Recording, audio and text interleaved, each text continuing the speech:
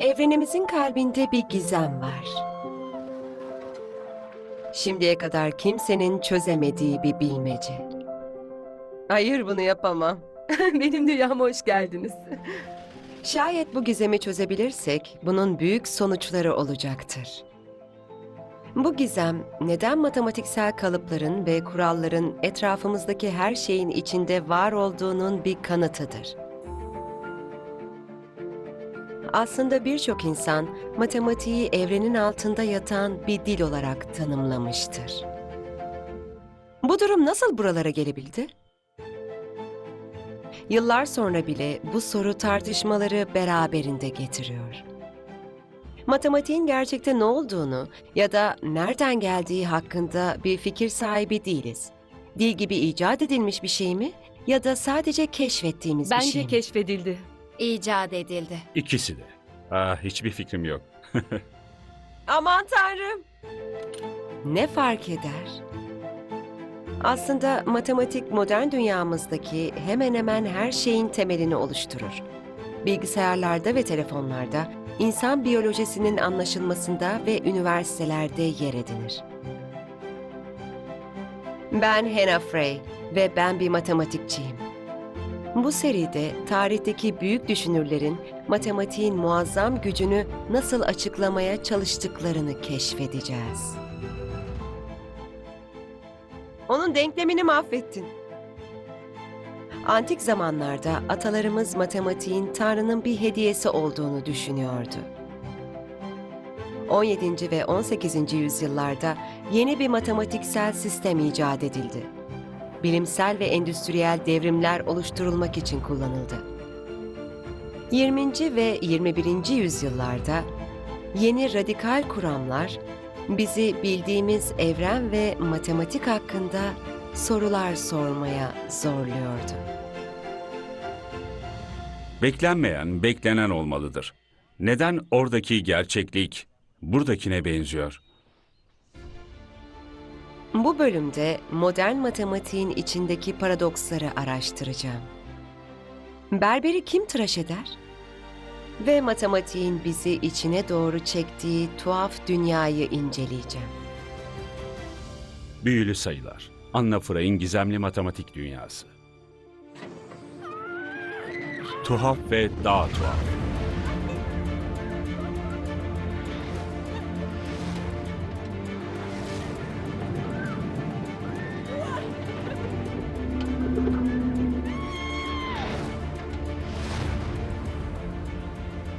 Matematik bu modern dünyanın bir parçasıdır. Şu an izlediğiniz görüntüler bile bilgisayar tarafından oluşturulan sayılardır. Affedersiniz çocuklar, fotoğrafımı çeker misiniz? Tabii ki. Bana bir Gel bak. saniye verin. Günümüzde matematik yüz tanıma teknolojisi gibi yeni yazılımların geliştirilmesinde çok büyük rol oynamıştır. Hepsinin temelinde harika matematiksel algoritmalar vardır. Bu önemlidir çünkü telif hakkı ve yasal mülkiyet sorunları matematiğin nereden geldiğiyle ilgili olabilir. Aslında soruyu şöyle sorabiliriz. Matematik evrenin bir parçası mıdır? Ya da keşfettiğimiz bir şey midir? Yoksa dünyayı tanımlayabilmek için ürettiğimiz bir dil midir? Matematikçiler bu soruyu yüzyıllar boyunca tartıştı. Ve bugün bile bu soru insanları ikilemde bırakmaktadır.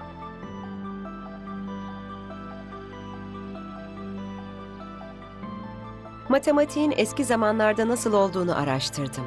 Eskiden matematik tanrıların bir hediyesi olarak kabul edilirdi ve mükemmel, eksiksiz bir şekilde insanlar tarafından keşfedildi. Fakat çağlar boyunca cebir ve sıfır kavramı gibi yeni matematiksel alanlar bulundu. Çoğumuz matematiği birinin onu keşfettiği ve okulda öğrenmeye başladığımız bir şey, yani bir dizi nesnel gerçeklik olarak düşünüyoruz. Eğer siz de benim gibiyseniz, matematiğin okulda bir dizi kural olarak öğretildiğini hatırlarsınız. Çok mantıklı ve eksiksizdi. Siyah ve beyazdı. Sanat ya da müzik gibi konularda tercihlere, düşüncelere ya da kültürel farklılıklara bağlı olarak mutlaka yanlış ya da doğru cevaplar bulmuşsunuzdur. Öyle değil mi?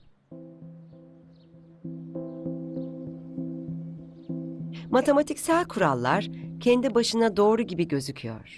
Ama neden? Temel matematik yasaları nelerdir? Bu soruyu cevaplamak için her şeyi kategorilere ayırmanız gerek. Matematiği farklı gruplara ayırmalısınız. Yani küme teorisi oluşturmalısınız. Küme teorisi, grup ya da madde kümeleri hakkında bilgi veren bir dildir. Örneğin, sayıların kümesi, birbirinden ayrılması imkansız olan bütün sayıların kümesidir. Çift sayıların kümesi ise birbirinden ayrılabilir.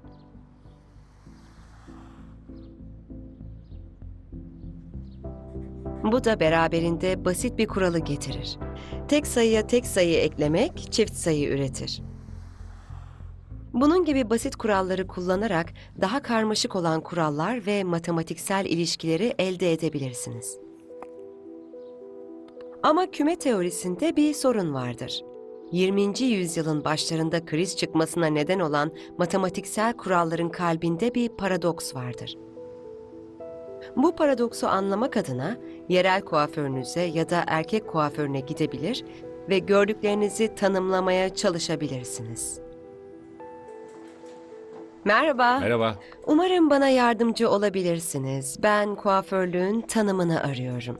Sanırım bununla ilgili size yardımcı olabilirim.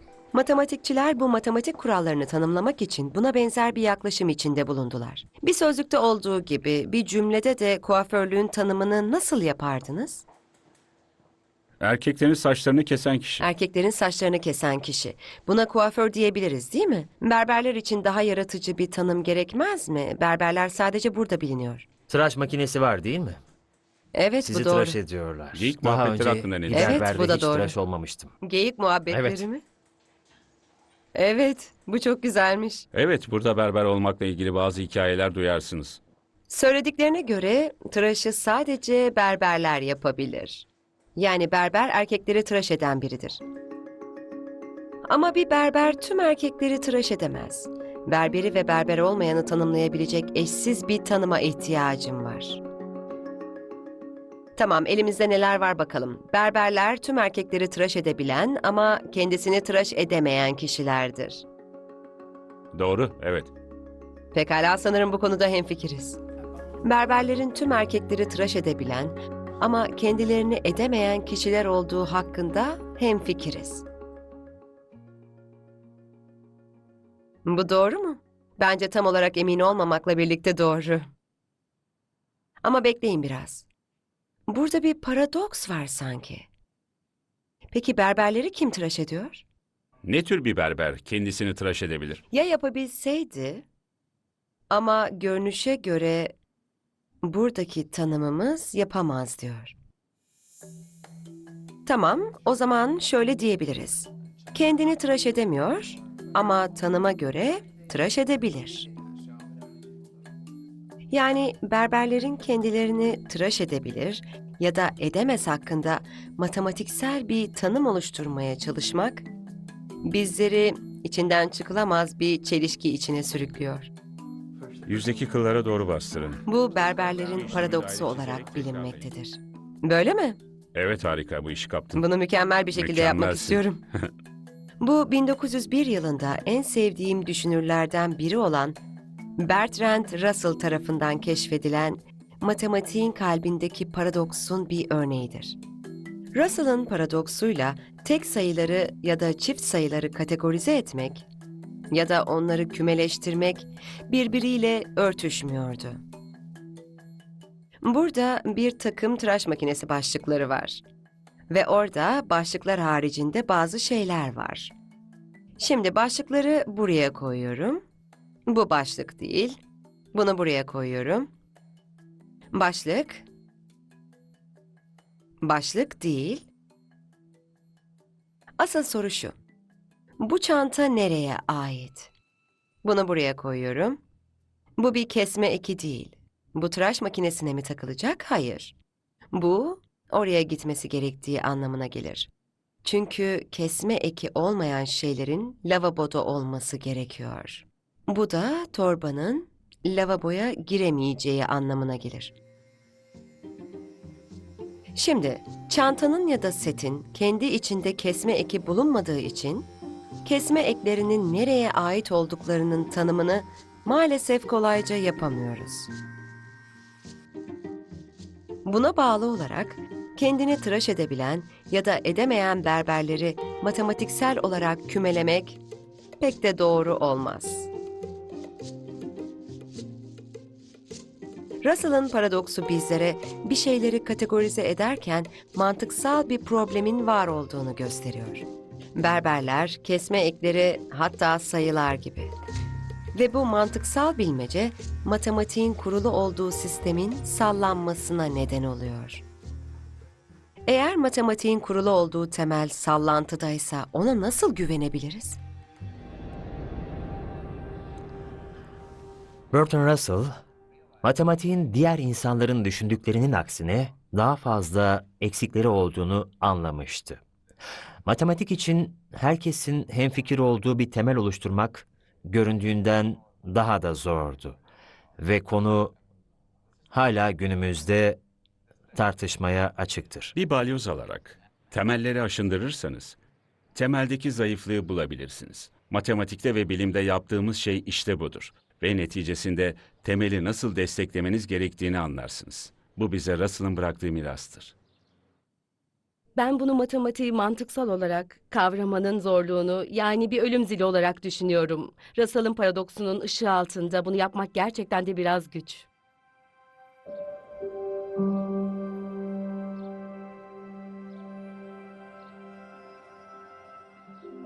Russell'ın paradoksu matematikçiler arasında bir kriz çıkmasına neden oldu.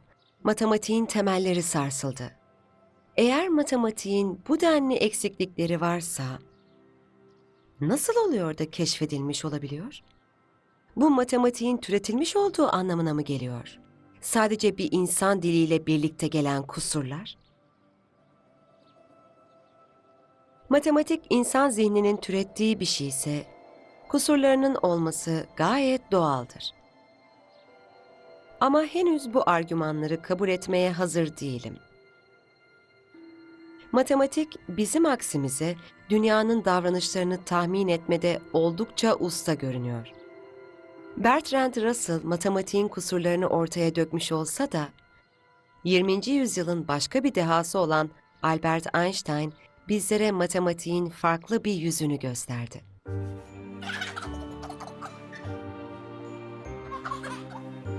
Muhtemel dünyadaki en bilindik denklem budur. Sadece 5 sembolden oluşması, basit ve hatta çocukça görünmesine sebep oluyor. Ama yine de içinde güçlü matematiksel ve felsefi kavramlar içermektedir. Tabii ki E eşittir mc kareden bahsediyorum. Ne oynuyorsun? Pekala, E enerjiyi temsil eder. M Enerji. kütleyi temsil eder. Tamam. Enerji kütleye eşittir. C ise ışık hızını temsil etmektedir. Ve bunların karesi. Elbette bu denklemde gözle görünmeyen daha çok şey var. Einstein madde ve enerjinin eşdeğer olduğunu keşfetmiştir. Ve bunun sonuçları oldukça etkili olmuştur. Bu denklem sayesinde genel geçer bir doğru elde ediyoruz. Hiçbir şey ışık hızından hızlı değildir. Bunu deneyin. Hadi bakalım. Bunun nedeni budur. Bir şeyi hareket ettirmek, onu sabit tutmaktan daha fazla enerji gerektirir. Buradaki C, sabit ve onu harekete geçirmek istediğinizde kütlenin de artması gerekir. Yani demek istediğim, uçak ya da arabanın hareket halindeyken içindeki bizler kütle oluyoruz. Kütledeki artışlar sadece nesneler ışık hızına yakın bir hızda hareket ederken anlamlı hale gelir. Bir nesne ışık hızına yaklaştığında kütlesi aynı oranda artış gösterir. Bu da daha fazla enerji harcadığı anlamına gelir. Ama elbette ışık hızıyla aynı olamaz. Çünkü bu durumda kütlenin enerjisi sonsuzlaşır. Bunun için sonsuz enerji gereklidir. Onun denklemini mahvettin. Bu tek denklem, kozmolojik bir hız sınırının var olduğunu kanıtlamasının yanı sıra, gece gökyüzünde parlayan yıldızların kütleyi nasıl enerji olarak kullandıklarını da açıklar. Einstein'ın bu denklemi ne kadar test edilirse gerçeklikle örtüştüğü o kadar kanıtlanmıştır.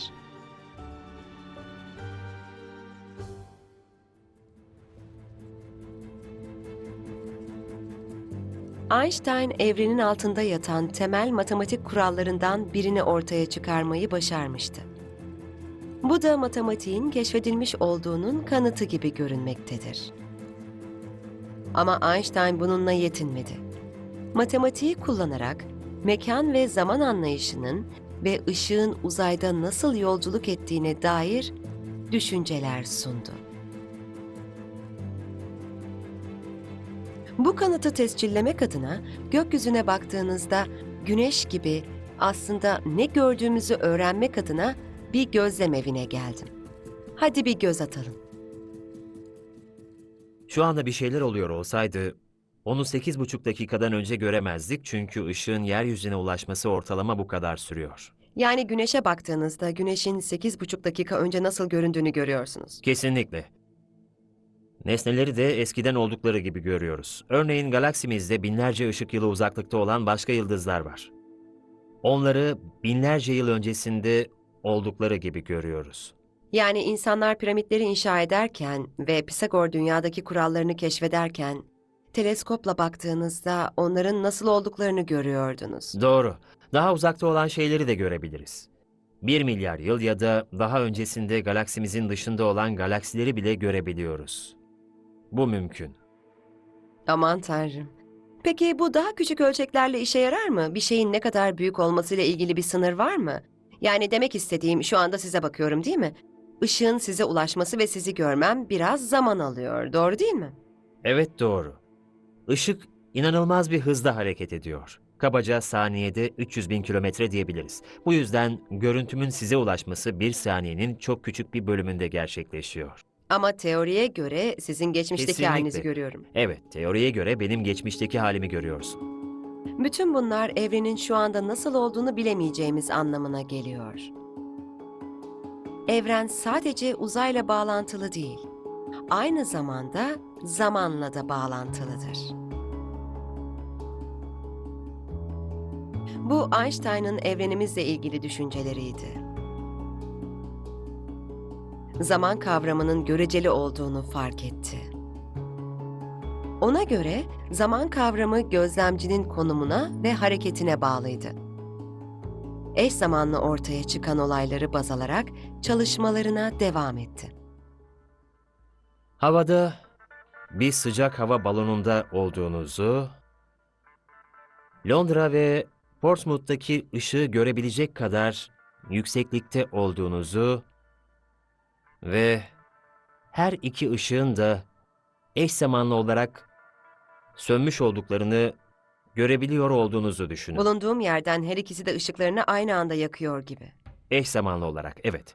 Ama eğer Londra'ya doğru çok hızlı uçan bir uçakta olsaydım, Portsmouth'tan gelen ışık parıltısından önce Londra'daki ışık parıltısını görüyor olacaktım.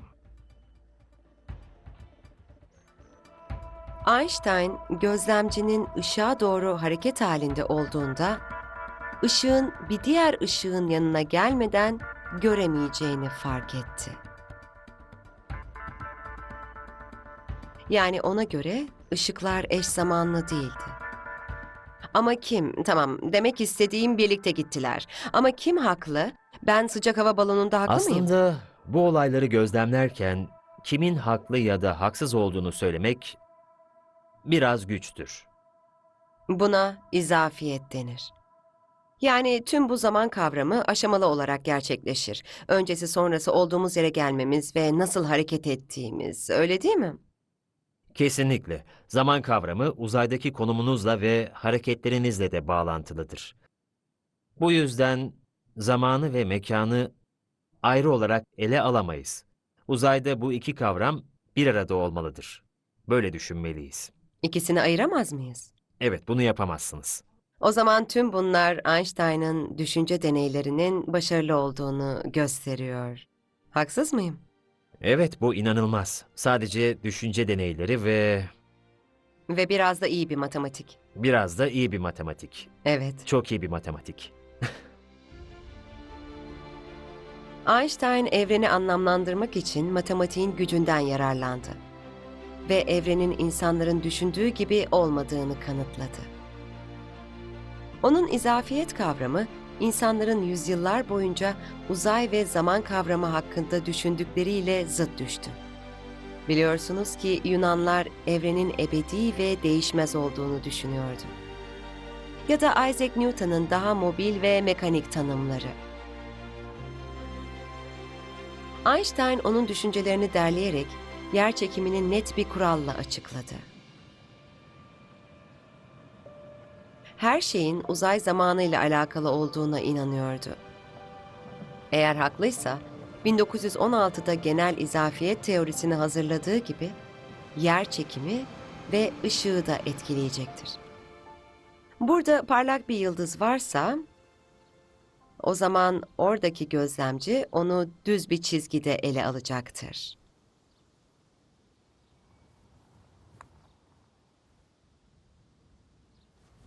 Ama büyük bir nesne varsa, yıldızı göremeyeceğinizi düşünebilirsiniz. Einstein bir nesnenin kütlesinin uzay zamanı rayından çıkarabileceğini düşünüyordu. Ve uzay zamanında hareket eden herhangi bir şey eğrileri takip etmek zorunda kalacaktı. Einstein uzay zamanının çarpıklığını yerçekimi olarak tanımlıyordu. Biz yerçekimini gezegenleri Güneş'in etrafında bir yörüngede tutma olayı olduğunu düşünürken, Einstein bunun büyük nesnelerin yanında uzay zamanının raydan çıkması olayı olarak düşünüyordu. Ve Einstein yerçekiminin ışığa olan etkisini hesapladı. O zaman işte düz bir çizgide ilerleyen yıldız ışığı, nesnelerin etrafında oluşan çıkıntıları takip edecektir.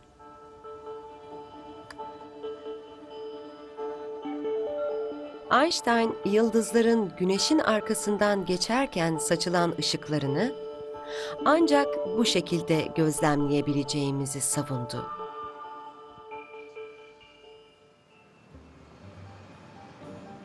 Neticede teori teoridir.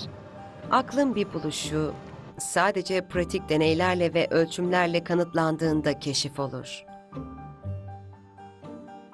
Einstein'ın öngörüsünden sonraki 10 yılda gerçekleşen güneş tutulması, bilim insanlarına onun teorisini test etme şansını verdi. Güneş tutulmasında ortaya çıkan karanlık sayesinde, yıldızların güneşe yakın bir konumdan geçtikleri ortaya çıktı. Bilim insanları ölçümleri aldıklarında, yıldızlardan gelen ışıklar güneşin etrafında bükülüyorlardı. Tam da Einstein'ın tahmin ettiği gibi.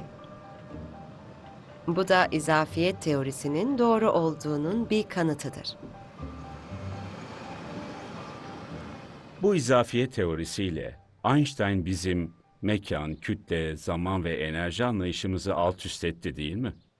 Birdenbire kütle ve enerjinin zaman dokusunu aşındırabileceğini öğrendik. Maddenin hareketi diğer maddeleri etkileyebileceği gibi zamanı da kesinlikle etkileyebilir. Uzayı olaylar birbiri ardına gelen sıkıcı bir statik aşama olarak düşünüyorduk. Sonrasında ise Einstein bizlere uzayın bu oyunda esnek bir oyuncu olduğunu gösterdi. Ama yine de matematiksel denklemler sayesinde onu tanımlayabiliyoruz. Bunu nasıl yapabildi? Yani bunu nasıl düşünebildi? Einstein'ın yerçekimi teorisi, zamanın bükülmesi sonucunda nesnelerin neden galaksilerin ve kara deliğin yörüngelerinde bulunduğunu açıklamaktadır. Onun denklemleri her geçen gün test edilip kanıtlanmaktadır. Einstein'ın genel izafiyet teorisi olmadan GPS ya da uydu TV sistemleri gibi modern iletişim teknolojileri işlevsiz olurdu. Bu teori onun her ne kadar gerçek dünya deneylerinin bir ürünü olsa da gerçekte problemleri çözmekte bir numaraydı. Evrenin açıklanabilmesi için bazı temel matematik seviyesi gerekiyordu. Ve bu konuda da çok iyiydi. Einstein, matematiğin keşfedildiğine dair argümanlar ortaya koymuştu. Benim düşüncem de bu. Çünkü matematikle uğraşırken gerçekte var olan bir şeyi araştırıyormuş gibi hissetmeniz oldukça mümkündür.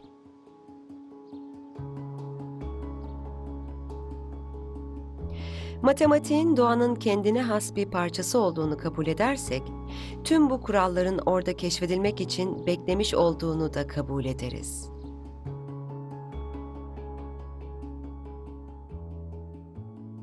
Bazı noktalardan matematik satranç gibidir. Kırılması imkansız çok katı kuralları vardır. Ama bu kurallar dahilinde yaratıcı olup oyun şeklinizi değiştirebilirsiniz. Buradaki tek sorun, matematik için üretilen bu kuralların kimsenin söyleyemiyor olmasıdır. Onları araştırıp bulmalıyız. Çoğu matematikçi meydan okumayı çok sever. Bu fikir, iki matematikçinin 1930 yılında Königsberg'in Prusya kentinde gerçekleştirdiği bir konferansta resmen yerle bir olmuştur. Bir tarafta kelimenin tam anlamıyla matematiğin kralı olan David Hilbert var. Matematiğin kurallarını hazırlama işini kendine hayatı boyunca görev edinmiş son derece saygın bir adam olan David Hilbert. Diğer tarafta ise genç bir akademisyen Kurt Gödel var. Matematiğin kurallarının hazırlanmasını düşünen Hilbert'in aksine, Gödel matematiğin en kökten keşfedildiğine inanıyordu. Matematiksel gerçeklerin bizim dışımızda var olduğuna ve bulabildiğimiz kurallar neticesinde çok az şey söyleyebileceğimize inanıyordu. Königsberg'de gerçekleşen bu zirvede matematiğin bizim kontrolümüz altında yatan bir dil olarak görenler ve matematiğin gerçekliğin bir dokusu olduğunu düşünenler arasında bir zıtlaşma oluşmuştur. Hilbert yakında tüm insanlığın matematiğin varlığından haberdar olacağını savunurken, matematiğin kurallarını araştıran Gödel karşıt bir görüşe ulaşmıştır. Zirve devam ederken, Gödel bir odada sessizce oturup, matematik hakkında her zaman bilinmeyen bazı şeyler olabileceğini söylemişti. Her zaman bu matematik oyununda açıklanamayan bazı kurallar olacaktır. Ve tüm kuralları bilmezseniz oyunu nasıl oynayabilirsiniz ki? Gödel'e göre matematik sisteminde bilinmeyen ya da kanıtlanamayan bazı şeyler vardır.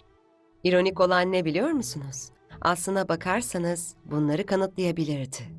Bu görüş kabul edildi ve Gödel'in eksiklik teoremi olarak adlandırıldı. Ve bu bizim ana sorunumuza rehberlik etmektedir. Matematik kuralları gerçekten de evrenin bir parçası olsa bile biz onları sadece keşfedebiliyoruz. Dahası bu kuralları nasıl ya da niçin doğru olduklarını bilmeden kabul etmek zorundayız. Normal olarak insanlar bilim ve matematik ve inanç sistemleri arasında bir takım farklılıklar olduğuna inanırlar. Ama Gödel'in teorisi bize bunun doğru olmadığını göstermektedir.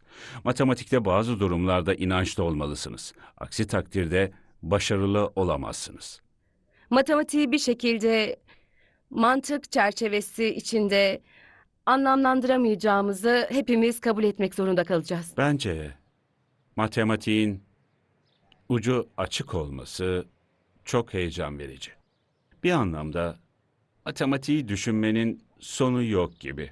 Ama bence bu durum buna renk ve zenginlik katıyor. Çünkü matematik var olmaya devam edecek.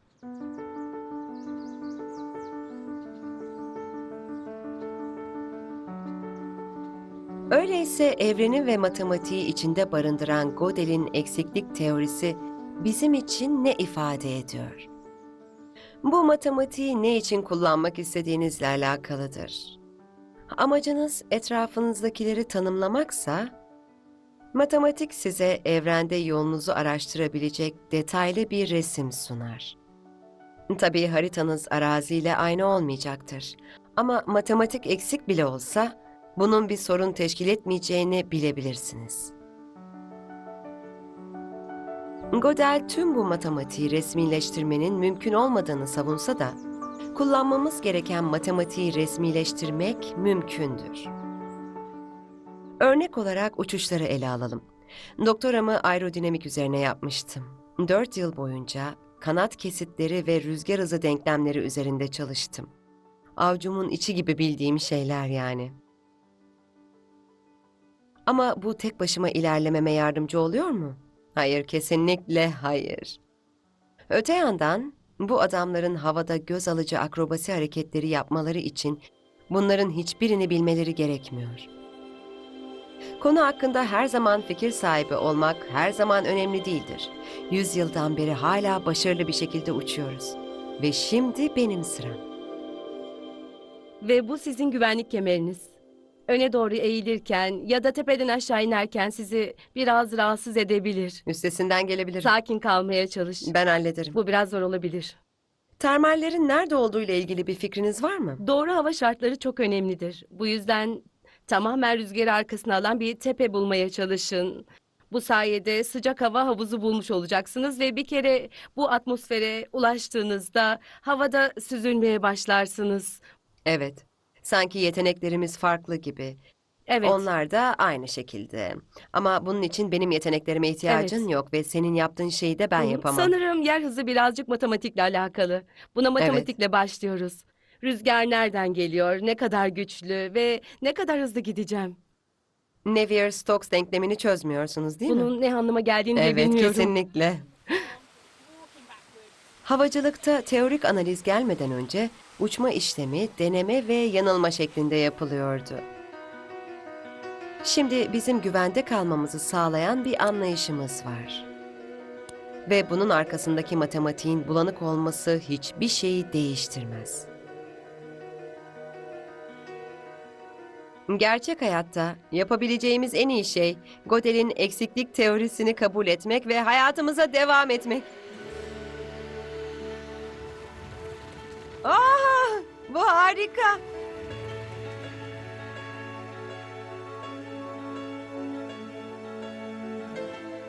Sıcak hava dalgasını yakaladın. Evet. Vay canına. İşte böyle güçleniyor. Korkmuyorsun Evet. değil mi? Korkmana gerek yok. Bir süreliğine matematiğin keşfedilmiş ya da türetilmiş olduğu hakkındaki soruları bir kenara bırakalım. Çünkü bu durum matematiğin hangi bölümüne ihtiyacınız olduğuyla ilgili bir hale geldi. Benim için Gödel'in çalışmaları teorik matematikle uygulamalı matematik arasındaki ayrımı vurgulamaktadır. Olanları böyle görüyorum. Matematikle ilgili konularda ayrımlar var. Hikaye hangi dünya ile başladığınıza bağlı olarak değişir. Gerçekte var olan mı yoksa zihnimizde gerçek olan mı? Şu anda biz uçarken her şeyin somut ve net olmadığı, yani uygulamalı matematik kullanıyoruz.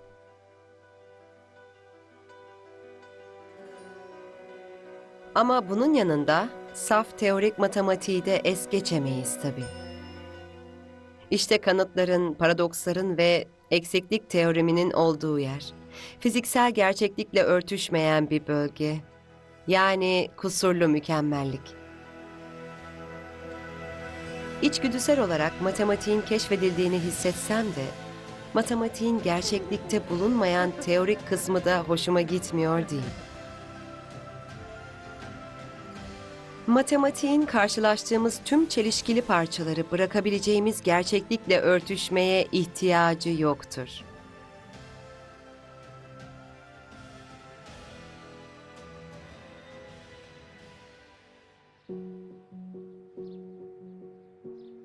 Elbette yanılabilirim tabii.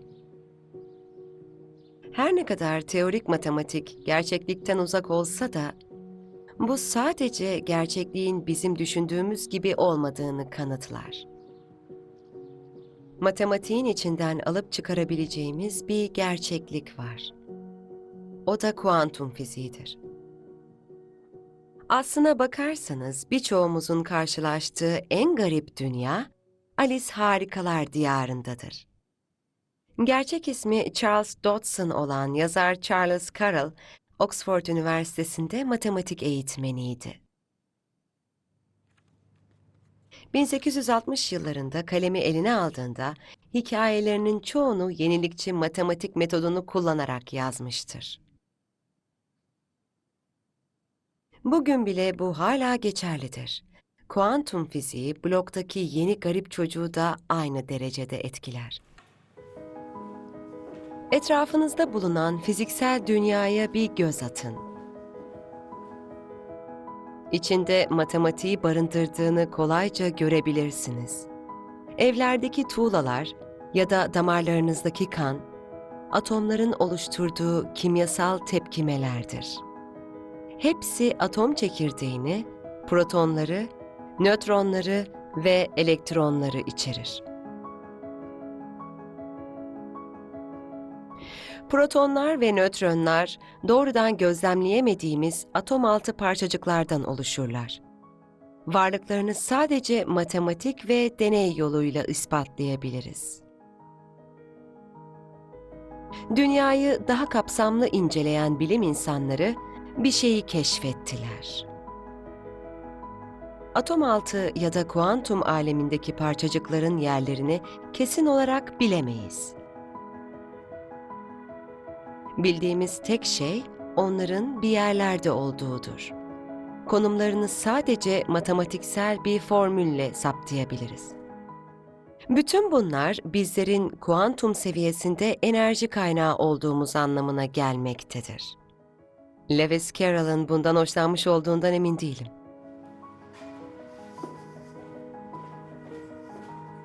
Bu kabaca tanımlanmış kuantum dünyasını keşfetmenin tek yolu, merhaba, garip olasılıklarla başa çıkabilmek için mükemmel bir donanıma sahip olan matematiktir.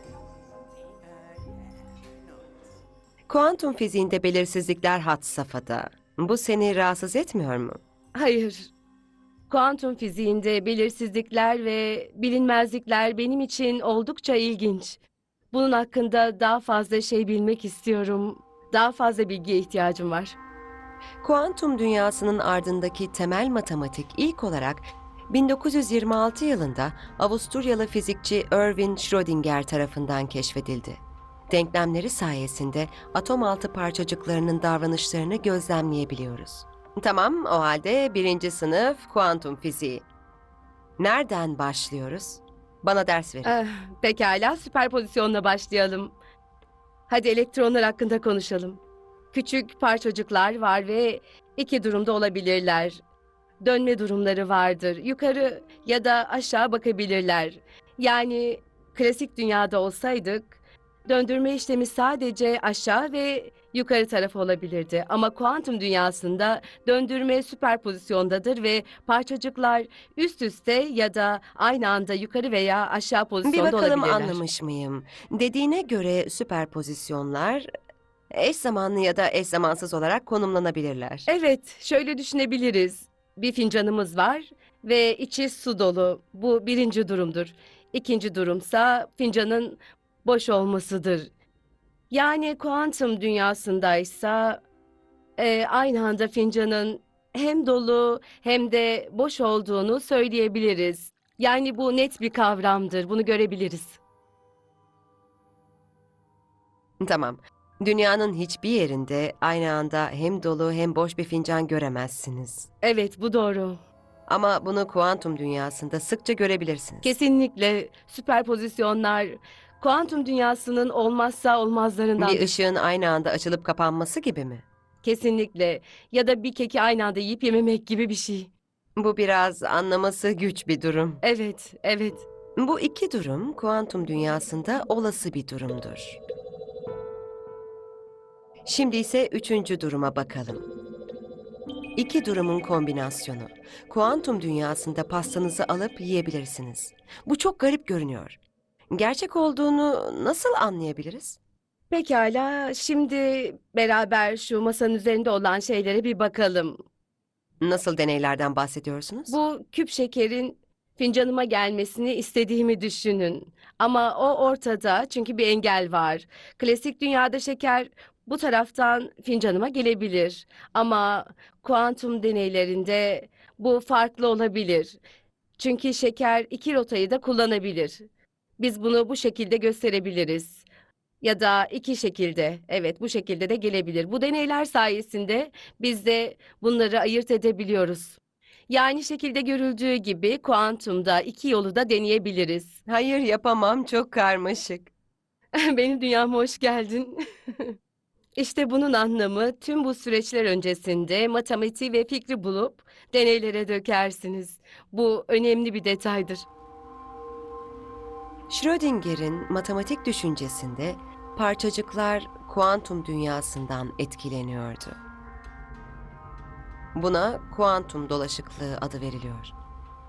Pekala, bana bu dolaşıklığın ne olduğundan bahset. Pekala, iki elektron üzerinden gidelim. Eğer elektronlar karışıksa, elektronlardan birine bir işlem yapıyorum.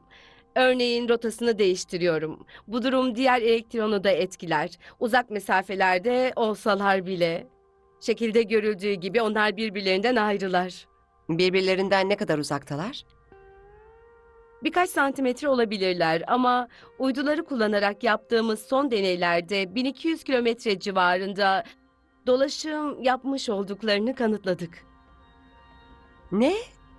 Bir işlem uyguluyorsun ve biri 1200 kilometre uzaklaşıyor ve diğeri de anında ne olduğunu anlıyor mu yani? Bunu mu demek istedin?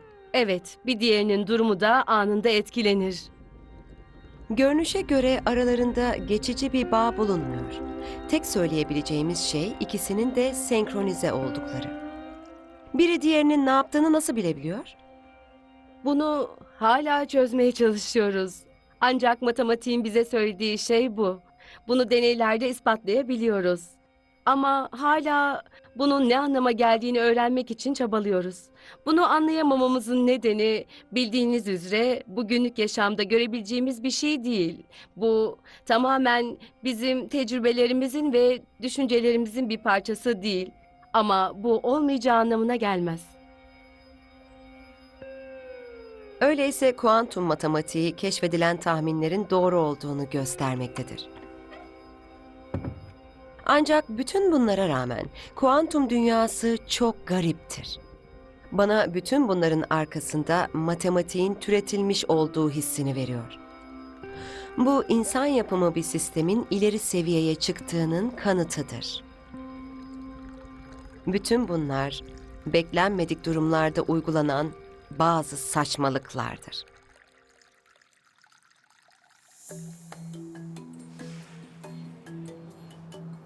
Matematik hakkında gerçeği bulma isteğim beni doğaya geri götürüyor. Kuantum işleyişinin dünyamız ve kendi varlığımız için önemli olduğuna dair yepyeni bir kanıt var. Bu matematiksel süreçlerin dünyamıza özgü olduğunu göstermektedir. Yani matematik keşfedilmiştir. Her şey fotosenteze bağlıdır. Fotosentez güneş ışığını kimyasal enerjiye dönüştüren bir süreçtir. Klorofil adı verilen moleküller bitkilerde, bakterilerde ve alglerde bulunur. Bakterilerin içinde bitkilerde bulunan bazı şeyler vardır. Güneş ışığını yakalayan şey bu mu yani? Kesinlikle. Bu moleküllerin her biri, burada gösterdiğim mavi şeyler, bakteriyel klorofillerdir ve ışığı hapsedebilirler. Klorofiller ışık ya da foton parçacıklarını emebilirler. Böylece foton parçacıkları emilerek enerji bakteriyel klorofiller tarafından paylaştırılır. Bu sürece süperpozisyon diyoruz. Işın geliyor ve bunlardan birine çarpıyor. Ama Bir şekilde klorofillerin elektronları birbirleriyle konuşuyorlar ve enerjiyi paylaşıyorlar. klorofildeki atom altı parçacıkları bir şekilde senkronize oluyor. Bunu sadece kuantum mekanizmasıyla başarabilirler. İyi bir iş çıkarıyorlar mı? Demek istediğim verimliler mi? Bu fotosentezin olmazsa olmazıdır. Çünkü enerjiyi hapsederek başka bir moleküle aktarmak daha kolaydır. Şöyle düşünün. Enerjiyi tek tek paylaşmak isterseniz her parçayı ayrı ayrı incelemek zorundasınız ama hepsini aynı anda paylaşırsanız tüm parçaları aynı anda keşfedersiniz. Evrendeki bütün bitkiler milyonlarca yıldır bu kuantum mekanizmasını takip ediyor. Bizse hala bunu nasıl yaptıklarını bilmiyoruz. Kuantum fiziği olmasaydı, bütün bu matematiksel bilinmezliklere rağmen bitkiler oksijen üretemezdi. Oksijen olmadığı durumda da bizler var olamazdık. Bu sistemler harika çünkü arayüzünde klasik mekanik kullanma ve mükemmel bir şekilde işleyen kuantum mekaniğini barındırıyorlar. Elbette öyleler. Çünkü kuantum fiziği hem hayatımızın hem de fotosentezin merkezindedir, öyle değil mi? Kesinlikle. Kesinlikle. Yaşamın bize enerji veren kuantum mekaniği olmadan anlamsız olacağını söyleyebiliriz. Peki bütün bunlar matematiğin nereden geldiğiyle ilgili sorumuz için ne anlama geliyor? Matematiksel kuralların dünyaya özgü olduğu defalarca kanıtlanmıştır. Matematiği her yerde keşfetmeye devam ediyoruz. Ancak matematiğin bazı bölümleri için inanca ihtiyacımız olduğunu ve bizi garip dünyalara götüren sayılara inanmamız gerekiyor. Süperpozisyonlar ve dolaşıklık gibi. Bildiğiniz üzere kuantum matematiği ile dünya ayrılamaz.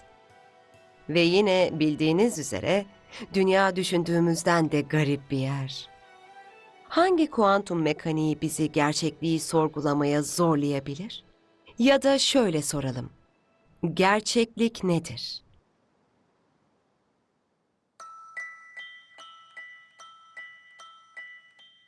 Matematik gerçekliği ne kadar aydınlatabilir? Dünyanın taslağını çıkarmak için matematikte bulunan atom altı parçacıkları bize ne anlatmaya çalışıyor? Bunun altında yatan matematik hiç de hoş değil. Ama hepsini tek bir denklemle anlamlandırabiliriz. Bu evrenin bileşenlerini tanımlayan bir formül. Atom altı fiziğinin standart modeli olarak kabul edilebilecek kadar iyi bir halde. Matematiğin hoş olmadığını söylemiştim. Bu sözümü geri alıyorum şimdi. Bu denklem, atom altı dünyasının tüm temel özelliklerini kapsamaktadır.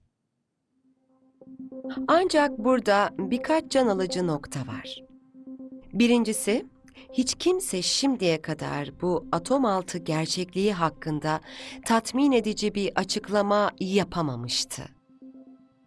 Bütün bu kuantum dünyasındaki belirsizlik, normal dünyada olduğu gibi bize rahatlık ve kolaylık sağladı. Bunu inkar edemeyiz. Görüntünün diğer ucunda Güneş sistemi ve onun arkasındaki bütün güzellikler Einstein'ın genel izafiyet teorisiyle açıklanmıştır. Einstein'ın genel izafiyet teorisi.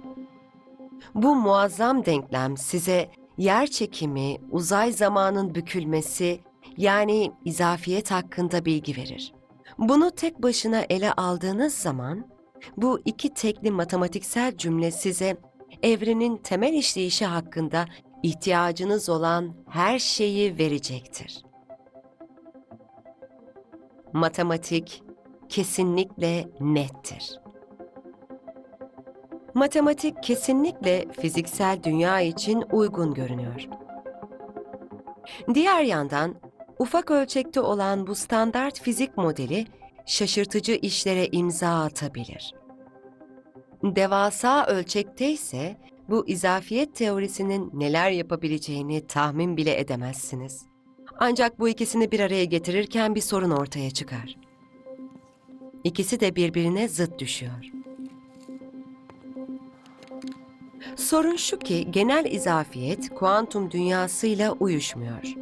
Yer çekimini atom altı ölçekte uygulayamazsınız. Kuantumun etkilerine bitkilerin ve insanların yani yer çekiminin olduğu gezegenlerde rastlayamazsınız. Siz de ben asla aynı anda canlı ya da ölü olamayız. Peki bu bizim için ne ifade ediyor?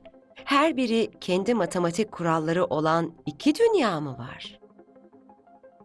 Bu bilmeceyi çözmeye çalışmak şu anda bile bilim insanlarını hayrete düşürmektedir. İki dünyayı da ortada buluşturabilir miyiz? Bence ikisi de bizler için uygundur. Eğer birileri bu programı izliyorsa, Einstein'ın izafiyet teorisiyle kuantum fiziğinin matematiksel anlamda kusursuz olduğunu anlayacaktır. Bu gerçekten heyecan verici. Bir tanesi bizim için yeterli midir? Nasıl bilebilirim? Belki de bir tanesini isteyebiliriz. Bilirsiniz, her şeyi birleştiren bir teori, formül üretebilecek kadar akıllı değiliz. Bu oldukça zor bence. Orada bir yerlerde iyi fikirlerin var olduğuna inanıyorum. Biraz zaman alabilir ama insanlar onları bulacaktır. Bundan eminim. Kesinlikle eminim. Öyleyse mümkün olan tüm yetenekleri ve maddeleri sağlarsak bunu başarabiliriz. Türümüz için bunu umut ediyorum. Tüm söyleyeceklerim bu kadar. İzafiyet teorisiyle kuantum mekaniği, matematiğin gerçekten de keşfedilmiş olduğuna inanmamıza engel oluyor. Ve orada duran daha büyük bir engel var. İzafiyet ve kuantum dünyası, çözmeye çalıştıkları problemlere nazaran daha fazla garip sonuçlar veriyor. Çoklu evrenin varlığını tahmin ediyorlar. Bu fikir, kuantum dünyasının kurucusu olan Erwin Schrödinger'in çalışmalarına dayanıyor. Schrödinger'in denklemi aynı anda birden fazla parçacığın olabileceğini savunuyor. Schrödinger'in kendisi de tüm bu olanakların alternatifleri olmadığını söylüyordu. Ama gerçekten de eş zamanlı meydana geliyorlar.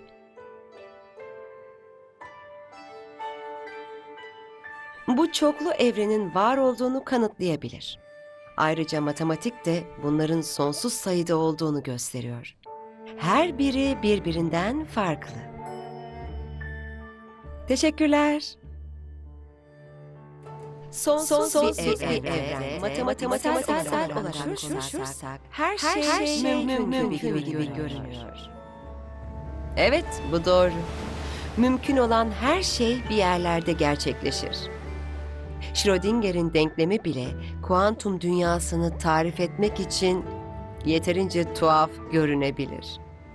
Öğrendiğim bir şey varsa o da matematiğe güvenmemiz gerektiğidir. Belki de deneyimlerimiz özel değildir. Belki de gerçekliğimiz o kadar da eşsiz değildir.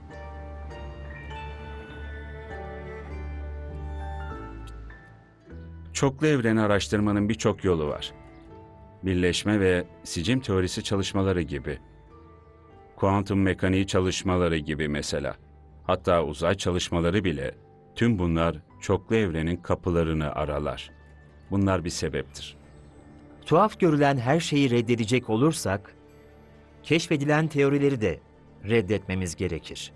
Bence sakin kalarak bunun dünyanın garip ve çekici bir parçası olduğunu kabul edelim. Ve matematiğe her zaman güvenelim.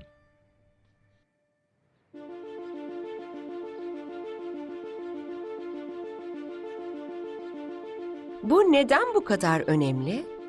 Eğer matematik gerçekten keşfedildiyse, o zaman matematiğin altında yatan gerçekmiş gibi görünen bir gerçeklik var. Eğer matematik üretildiyse, Doğru olup olmadığını nasıl bilebiliriz? Tanımlayabildiğimiz için mi doğru? Matematiğin yaşadığımız dünyayla nasıl bir ilgisi var? Bu bölümde matematiğin dünyayı aerodinamikten gezegenlerin yörüngelerine kadar, atom altı dünyasından evrendeki önemli süreçlere kadar pek çok şeyi açıklayabildiğini gördük. Bunu tesadüf olarak sayamam. Benim düşüncelerimse sanki bizim içimizde saklı olan bir alternatif matematiksel dünyaya sahibiz. Şöyle ki onu göremezsin ve ona dokunamazsın. Keşfetmenin tek yolu sahip olduğumuz dili kullanmaktır. Tüm bu semboller, denklemler bizim rehberlerimizdir. Ve şüphesiz ki hepsi insan yapımıdır. Ama bir kez o dünyaya giriş yaptığınızda, matematiğin önünüze koyduğu onca şeyden sonra gerçekten de keşif yolculuğuna başlamış gibi hissedersiniz. İnsan tasarımı bir dünyaya. Bence ikisi de kesinlikle doğru. Matematik hem keşfedildi hem de üretildi. Matematikçiler muhtemelen buna katılmayacaklar ve belki de bizler net bir cevap bulamayacağız. Ama bu tartışmanın var olmasının sebebi matematiğin gerçekten önemli olduğudur. Genel olarak evrenin ve doğanın anlayışını kavramak için matematiği kullandık. Şimdi evreni tanıyoruz. Birkaç yüzyıl öncesine kadar insanlar ne istediklerini bile bilmiyorlardı. Matematik hakkındaki gerçeği araştırmak, insanların araştırmaları sonucunda 2000 yıldan fazla bir süre almıştır. Doğanın her yerinde keşfedilen kalıplar bize bu yapıyı, güzellikleri ve ilhamı vermiştir. Yeni matematik alanlarını keşfetmek beraberinde modern ticaret yapmanın temellerini oluşturan bir teknoloji devrimini getirdi. Çevremizdeki dünyayı geliştirmek ve açıklamak adına güçlü kurallar oluşturduk. Ve gelecekte bizi neler bekliyor olacağına dair fikirlerimiz oldu. Bilimde yaptıklarımız yüzyıllar boyunca mümkün gözüküyordu. Belki de bir elektrik direğinin altındaki anahtarını arıyorduk. Gerçekliği tanımlamak için matematiği kullandık. Gerçekliği tanımlamak için matematiği kullandık ama belki de bu gerçeklik daha önce temas etmediğimiz, görünmeyen buzdağının bir ucu olabilir. Ama hepsinden önce matematiğin kökenlerini araştırmak bize bir amaç vermişti. Bizim anlayışlı olmamızı sağladı. Kesinlikle matematik bize bir amaç verdi.